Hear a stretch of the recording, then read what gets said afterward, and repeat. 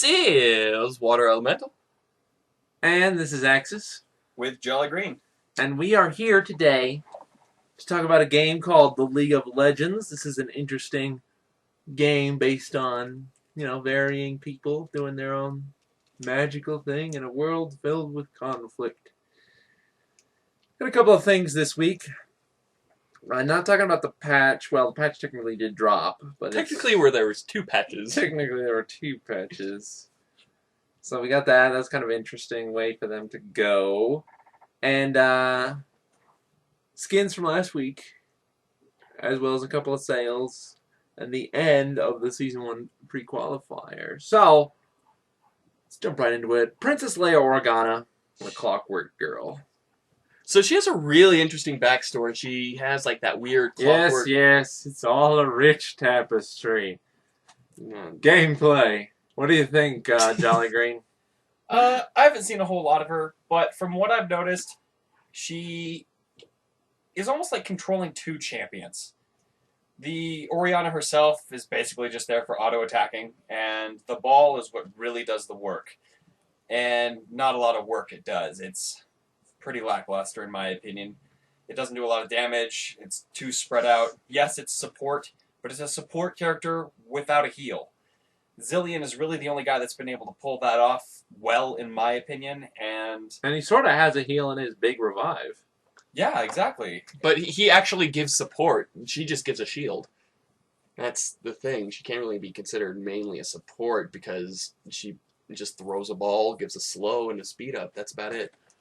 I think the primary thing that they kind of make her oriented towards is territory control, which is really a new sort of way they could have gone with the champion. There are better ways they could have gone with it. I mean, with her ratios and with what her ball does, she played a lot like Darkseer, and I loved Darkseer back in the day. He was an original champion from Defense of the Ancients, and I love Darkseer. He was very much about manipulation and trickery, whereas she has sort of that manipulation and trickery about her, but at the same time, she doesn't quite have the damage and the surprise factor that you need to really pull that off. The first thing I noticed when I picked her up was whenever you use an ability, the ball has to shift. And so there's a travel time. And that's all well and good, I understand that. But it procs a global cooldown on all of your abilities. So there's very much like if you want to ambush someone or if you want to do a quick maneuver in a team fight, you cannot. Because you have to cast the ability, let the ball get there, wait for the global cooldown to come off, and then cast your other ability. Which makes her pretty darn clunky. Yeah, you end up feeling like you could have done better in almost every situation. Like when you just barely miss every single time, it gets very discouraging. Because it's a skill shot that, sure, it's a relatively low cooldown. Her command attack, relatively short cooldown. Very low base damage, very low scaling. I mean, Karthus has a similar ability where, you just pop it in an area, but 1 second cooldown. This is between 5 and 3 seconds. And doing petty damage every 3 seconds, doing like maybe 300, 400 without magic resistance is not that great. You're gonna get out DPS by every other mage. What I would like to see was if she's gonna have these slow projectiles and stuff, she should be hitting a little bit harder. Because how I kind of see it is, if you're attacking slower and you're gonna have to take more skill to set something up, you should have a greater reward. Well, if you're attacking faster, you're gonna have lesser damage and less of the reward. With this, you're gonna be doing a bunch of really complex maneuvers, and the payoff isn't worth it. And usually at first I thought that was a good thing, but it's just the payoff isn't enough to really do anything. T-fights, you could be lucky if you get someone with speed up or you pull people in with the vortex and stuff, but it just is not enough payoff to actually set things up like you do. It's like having 3 Nidalee spears, but without the potency. Indeed. Yeah, I think one of the main issues is they put a lot of stock in her passive. Her passive is horrible, by the way. She's got a very short range attack, and don't get me wrong, the damage is okay. The damage on her passive is okay. It's out of place, but yeah, I mean, it's got the same symptom that Vayne has for no reason. I mean, it says every auto attack you increase the damage on it. But if you switch targets, you lose the bonus damage. You lose the stacked bonus damage. So essentially, there's no payoff for maybe trying to prepare yourself for combat. Like, okay, I know team fight's about to start. I'm going to auto attack a couple of creeps, so that way when I turn to auto attack someone else, I get a good amount of damage. You can't do that. But they allow it for champions like Maokai and stuff like that, where you're able to build it up and then go into combat. TF, Master Yi, Jax, they let you build it up on anyone else. And that's not clunky caster high risk DPS. That's melee that can take it DPS.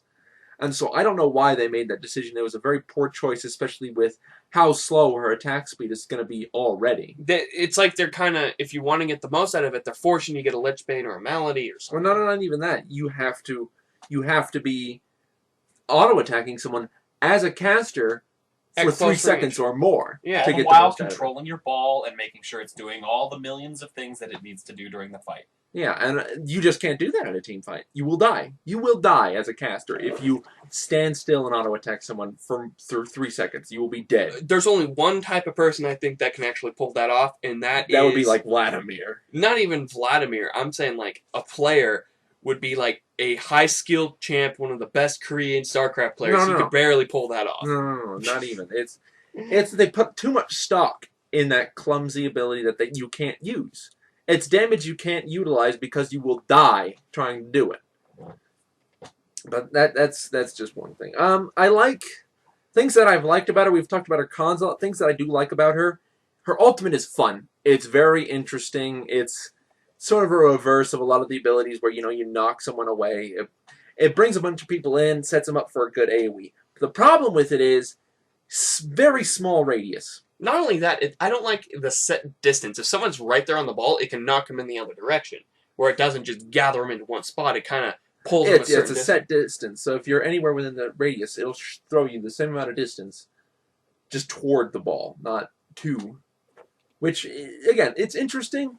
Could be better, but it's interesting. I would like to see a more Darkseer-esque hero that has a better vortex than that. But that's just me. You were talking to me earlier about this, and I can kind of see where a lot of people are coming from, but you said that this is a giant fan service for Portal. Yeah. As soon as I picked her up, and I heard all of her voice quotes, I about facepalm, just because I'm like, really? GLaDOS? Yeah, it's GLaDOS with, a ball running around telling your personality things, so it's just... It feels like a lot of fan service, which, don't get me wrong, is not a bad thing, but... I'm a fan of Portal, I'm not the biggest fan of the Portal craze. So it was just kind of like, I get what you're doing. And after the whole novelty of it wears off, I think it's just going to be annoying. Well, the concept for her, like, if you actually read the Journal of Justice, I know Ridge Tapestry, it was interesting, and it gave me the creeps, but actually seeing her, like, the way they described her is like this robot that wants to have personality and just it feels so unhuman, and in the game, they just made her seem like a GLaDOS thing. It's just like a killer, instead of being like, she wants to be a human. Nah!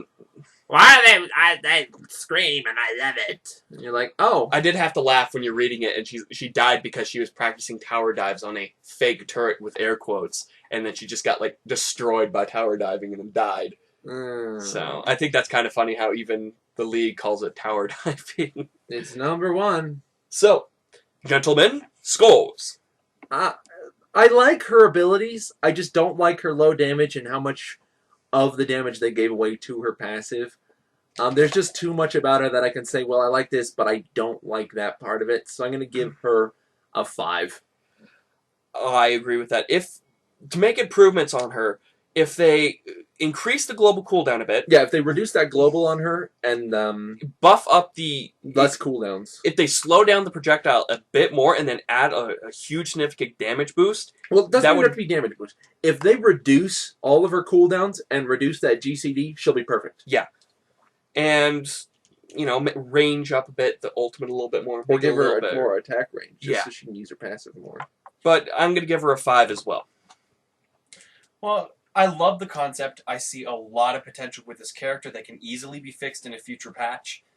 I am a big fan of Portal, and I just love the voices. It's a lot of fun to play, as opposed to a lot of annoying voices that just Have you seen my big boots? Yeah, that kind of stuff. I'm going to give her a 6 just because I see potential in her future. I see her easily being able to be fixed with a patch. Oh, we all see potential in her, and we are I hoping for the don't. best. Shows that she's nothing. Well, you know, You both are wrong. dead wrong. Dead wrong. Yeah, that's Orianna. We hope for the best. Hopefully she can get better because she seems like she can get out there and actually punch Knock some heads face in. around. Oh, yeah. But moving right along, the patch this week, the Orianna patch, biggest patch I've ever seen. So many changes. A whole Just half a page, guys. Made the game entirely more dynamic, just shifted the metagame completely, and we're going to talk about it right now.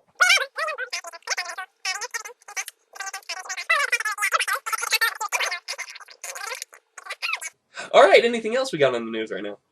Well, the Tribunal, it's been out a while, I know, but it's only 5 points per page. You can really? you can do 10 a day, so that's 50 IP, and it takes what, 2 or 3 minutes, 5 minutes to look over that thing?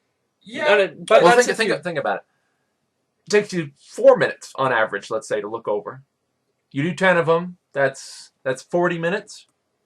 That's no, it's not even. Yeah, no, it's 40 minutes. And so that's 40 minutes. That's 50 IP. An average game takes 30 to 40 minutes. If you lose, that's about 50 IP. If you win, that's about 70. So it's about what you would get for playing a game. Exactly. But you're playing a game while you're getting this and earning it with your skill. This is just punish, pardon, or skip. And it's like jury duty.